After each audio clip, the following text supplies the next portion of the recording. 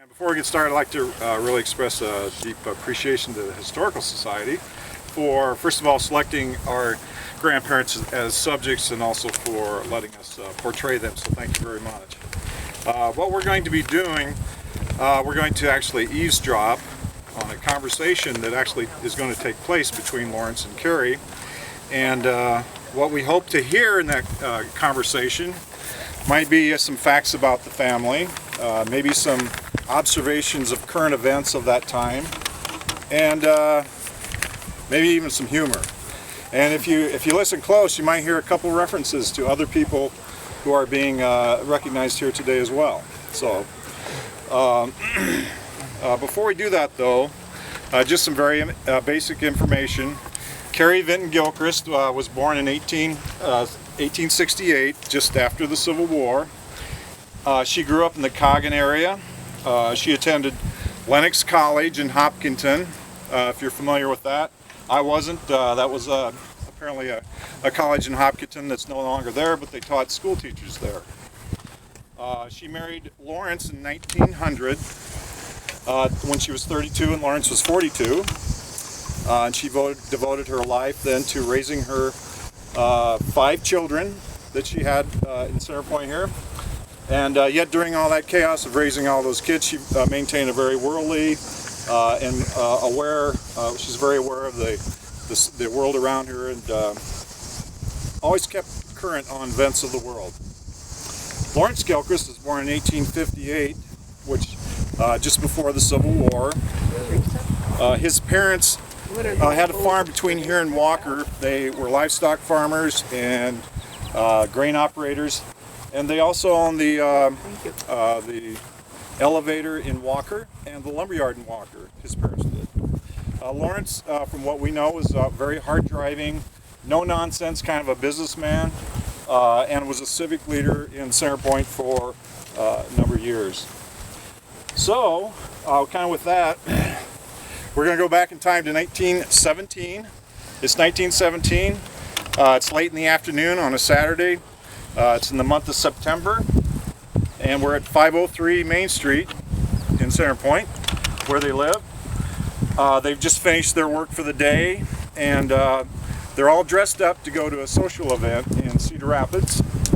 And they have a few minutes before it's time to go down to the train depot. So with that, let's listen up and hear what they have to say. I can't believe it. What is it, Lawrence? Oh, nothing. Tell me, Carrie, how was your day? It was busy, so much to do here at home with 5 children to raise. But I was able to go up to the church and do some repair work on the older hymnals.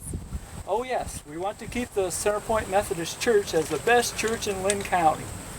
Also, I got a letter today all the way from Coggin.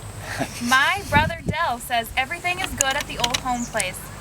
And I got a letter from Montana. My sister Abby is getting all set for teaching yet another year of school.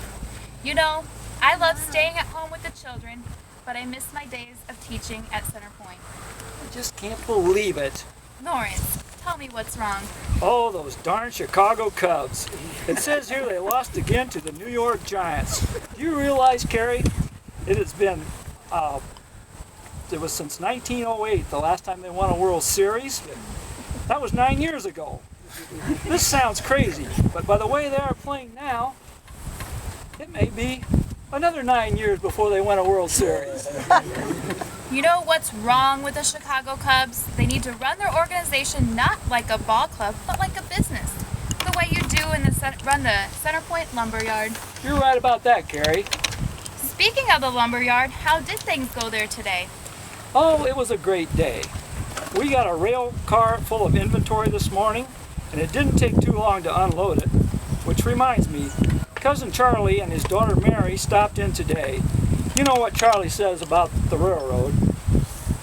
You can judge the strength of the economy by the number of cars on the average train. If the number of cars increases, that means the economy is growing. Fortunately, the trains have been getting longer. And another thing, last night I asked the boys to come down and help unload the rail car. Young Lawrence got there in time, but John didn't show up at all. What a surprise. So, were there any of those vagrants riding the train? What do you call them? Hobos? Oh no, none today. You know, I always worry when you bring one of those hobos to the house for a bite to eat. I worry about what bad influences they might have on the children. Oh, nonsense, Carrie. Our children need to be exposed to the hard side of life, too. They have more than most. A nice big house here on Main Street in the great town of Center Point. They have their own tennis court and their own pony. Sometimes I think they have just too much for their own good. Well, Lawrence, we have been blessed with many great things. But money comes and it goes, and life is precious. And right now we have the greatest blessings to enjoy. Our children. We need to stop from time to time and realize how lucky we are. First, there's young Lawrence, 16 years old now, sharp as a tack, so self-confident, and he likes to argue with anyone. Yes. I predict that boy will be a lawyer someday, just like your brother Dal. Yes. And John, just 14 years old, but such an outgoing personality, always into mischief.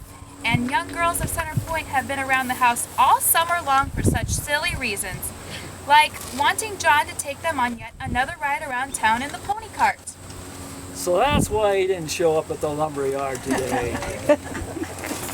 That boy has a lot of spunk. One of these days he will be a successful businessman. Maybe a big farmer like his Grandpa Corden. And Margaret, already 12 years old, she's our most special child. Yes, she is special. Very trying at times, but we are blessed to have her. And Gertrude, 10 years old with the same personality as her older brothers.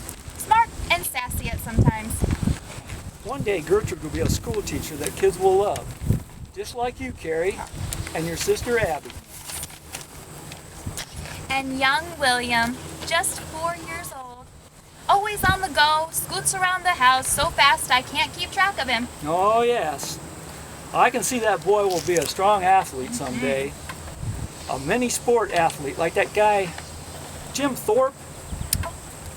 Well, I agree, Carrie. We need to find strength in our family because the world is in great conflict right now, with Britain declaring war on Germany and our friends in Ireland revolting against Great Britain. Then the U.S. being brought into the world conflict 4 months ago. Yes, Lawrence, life is fragile, but we must enjoy it to the fullest. Is it time to go to the train station for our journey to Cedar Rapids? Your Masonic brothers were so nice to invite us to a gathering there. Let me get my hat on. And by the way, young Lawrence will drive us to the train station because he wants to borrow the Model T to go on a date.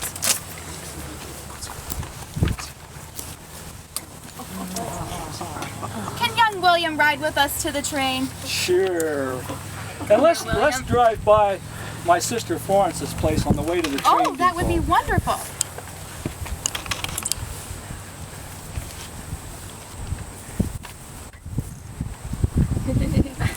Bye, everyone. Goodbye, everyone. Thank you. All right. Okay, just a short epilogue to kind of turn the clock forward again from this event in 1917. Unfortunately, a couple years after 1917, Carrie developed a very serious infection after a surgery, and she died in 1919 at the age of 51. At that time, Lawrence unfortunately left as a widower, but also had the responsibility of raising the 5 children. And fortunately, Carrie's sister Abby, who was referred to in their dialogue, decided to quit her job as a teacher in Montana and move to Center Point and be the primary caregiver for the kids and help them grow up. Shortly after the death of Carrie, Lawrence sold the lumberyard in Center Point to the Holman family and focused his attention then on his banking career in Center Point. Then in 1929 he moved to Saskatchewan, Canada, where he was engaged in wheat farming with his son John, and they had a very large-scale wheat farm up there. Lawrence died in 1940 at the age of 82. And then briefly on the predictions that you just heard them talk about, we can turn back and see what they said. Their son Lawrence did become a lawyer. He practiced law in Denison, Iowa for 50 years. And their son John, as we mentioned, did become a big farmer up in Saskatchewan, Canada. Margaret, their daughter, had an illness, experienced a high and prolonged fever, and as a result of that, she needed some help, care help for the rest of her life. And she lived for a number of years up in Canada with her father and brother John, and lived her last years of her life in the Lynn County home not far from Marion. And of course, Gertrude, daughter Gertrude, did become a teacher, just like her mom and her aunt, and she moved to McMinnville, Oregon. That's where she settled, got married and lived, and she actually her cousin Dell was a lawyer there, and that's how she ended up going to McMinnville, Oregon. And then our father, William Gilchrist, stayed in the Center Point area. He was the only one, and he farmed. He had a farm northeast of Center Point, worked at Rockwell Collins, and as they predicted, he did become a multi-sport athlete. Not like Jim Thorpe, but he took part, was very accomplished in sports ranging from tennis to football, and actually played football at Center Point High School, when they had football in the 20s, and then later on as an adult for Cedar Rapids Crushers, semi-pro team, and then also in the Air Force after the end of World War II in Europe. Let's see. Anybody know about the Cubs? What happened to them? All right. They still haven't won 105 years, all right? So anyway, that's kind of a dry spell there. Finally, I would like to mention this has been a great family project for our family. Bill Gilchrist, Sarah Gilchrist Everts, my daughter, Colin Everts. So we have a grandson, granddaughter, and a great-grandson. Brother Ken, Ken's here somewhere. There he is, all right. He was our curator and kind of an expert in history. Betty helped organize the whole thing. Betty, Bill's wife, right here. Vernon, my wife, Vernon Bryant, was coordinating of the costumes. And we would like to mention there's a fourth generation Lawrence Gilchrist here, and he's sitting right here. And he came all the way from Hampton with his wife Louise. So with that, thank you very much, and turn it back over to you. Thanks a lot.